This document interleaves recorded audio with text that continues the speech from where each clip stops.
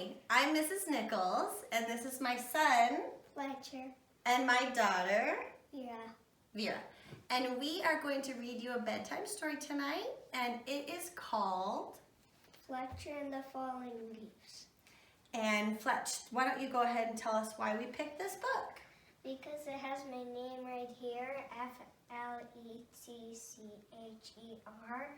and it's the same season, autumn, where the leaves change color and they fall to the ground from the trees. All right, let's get started. Okay.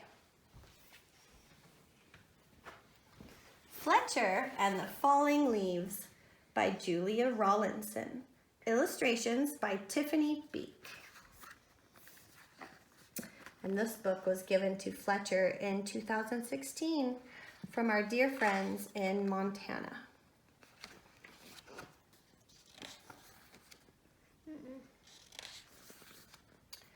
The world was changing. Each morning when Fletcher bounded out of the den, everything seemed just a little bit different. The rich green of the forest was turning to a dusty gold, and the soft swishing sound of summer was fading to a crinkly whisper. Fletcher's favorite tree looked dull, dry, and brown. Fletcher was beginning to get worried. "I think my tree is sick," said Fletcher. "What's wrong with it?" his mother asked. "Its leaves are turning brown," said Fletcher. "Don't worry, it's only autumn," she said. Fletcher ran back to his tree and patted the rough bark. "Don't worry, it's only autumn," he said. "You'll be feeling better soon." But the tree didn't get better. Each day, more leaves turned brown.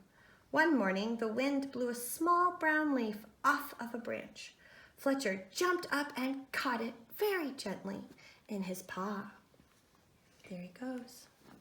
I can see how he jumped because if he was still on the ground, I could see his feet on the ground and he wouldn't be up high, but I can't see his feet to here, and I can't see his whole body standing here. All right, good. So you can tell he's up in the air. Yeah. "Don't worry, tree, I've got your leaf. I'll fix you." Fletcher looked around, picked a piece of grass, and carefully tied the leaf to a branch. Just then, another gust of wind ruffled Fletcher's fur. The little leaf shook itself free and fluttered back to the ground. I fell. Fletcher picked it up again, and thought very hard. Then he poked the leaf onto a twig and pushed it down firmly. "Now, you hold on tight," said Fletcher. "No more flying around." The little leaf gave a tiny rustle in reply. The next day, a strong wind was blowing through the forest. Fletcher rushed out of the den and ran all the way to his tree. Lots of branches were bare, and little leaves spun everywhere. "Don't worry, tree, I'll catch them for you, I promise." Round and round whirled Fletcher after the swirling leaves. How can you tell they're swirling all around? Because I can see them. What are those lines for?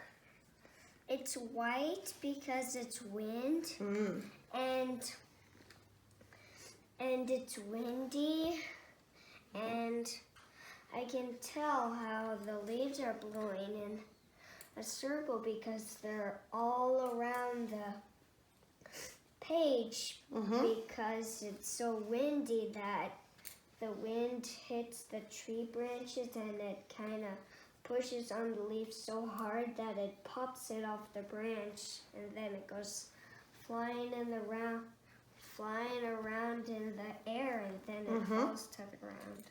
Nice. See, I can see a leaf already falling, and there's one already on the ground.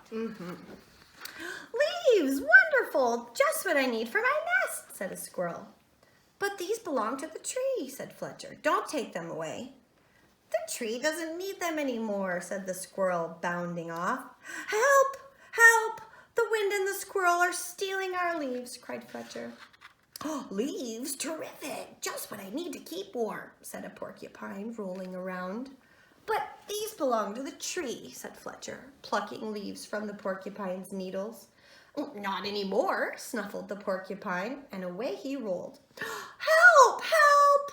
The wind, the squirrel, and the porcupine are stealing our leaves, cried Fletcher. Suddenly, a flock of friendly birds swooped down from the sky. They picked up the leaves in their beaks and poked them onto the tree's branches. Soon the tree was leafy again, and Fletcher flopped down and smiled.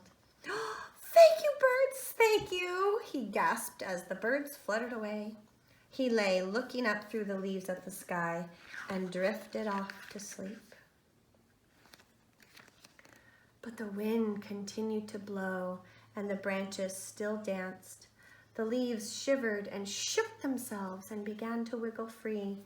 They tossed and turned and twitched and twirled and tumbled to the ground. They brushed Fletcher's ears and nose and filled his dreams with a whispering sound. When Fletcher finally woke up, he couldn't believe his eyes. Instead of a roof of dancing leaves, all he could see were bare branches against the sky. Oh, tree, I am so sorry, gulped Fletcher. All your leaves are gone. But then he saw, high in the branches, one small leaf, still holding on. Vera, where's the leaf that's still holding on? Oh, that's Fletcher. Where's the leaf on the tree?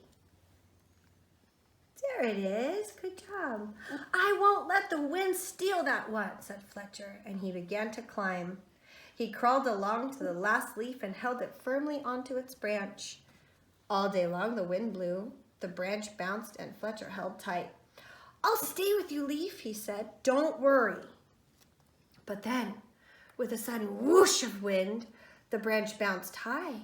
With a plip, the leaf let go and fluttered like a little flag, clutched in Fletcher's paw. Fletcher looked sadly at the leaf he had promised to save. He carried it carefully down the tree and back to the den. He made a cozy little bed for it and gently tucked it in. But all night long he could only think of his tree, all on its own. At dawn, Fletcher tiptoed outside. The wind had finally stopped blowing and the air was cold. The moon still hung in the clear sky and pale stars glimmered. As he came to his favorite tree, Fletcher saw a magical sight.